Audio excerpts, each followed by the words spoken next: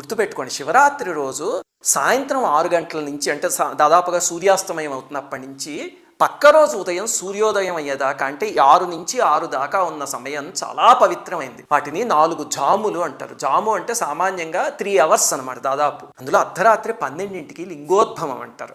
ఆ సమయం పరమ పవిత్రమైనది. అందుకని మీకు కుదిరితే లింగోద్భవం దాకా లేచుండి ఆ సమయానికి అభిషేకం చేయడానికి ప్రయత్నించండి. కొంచెం అభిషేకం చేసిన 5 నిమిషాలు చేసినా సరే అపారమైన ఫలితం. అలాగే ఎన్నిసార్లు చేయాలండి అభిషేకము అంటే సామాన్యంగా ఏకాదశ రుద్రులు అంటారు పరమేశ్వరుడు యొక్క 11 స్వరూపాలు. అందుకని 11 సార్లు అభిషేకం చేస్తారు. ప్రతి జాము మొదలయ్యేటప్పుడు చేయడం మొదలు పెడితే అంటే 6 గంటలకు కొన్నిసార్లు, 9ంటికి కొన్నిసార్లు, 12 గంటలకు కొన్నిసార్లు అలాగా మీకు ఒక 11 సార్లు చేసేయడం పెద్ద కష్టమేం కాదు. 11 సార్లు చేయడం కుదరలేదు అనుకోండి, 5 సార్లు చేయండి. పరమేశ్వరుడు పంచముఖుడు కదా. అది కుదరకపోతే 3 సార్లు లేకపోతే భక్తితో ఒక్కసారి చేసినా చాలు. ఇక్కడి నుంచి చేయగలిగితే తప్పకుండా పలుకుతాయి.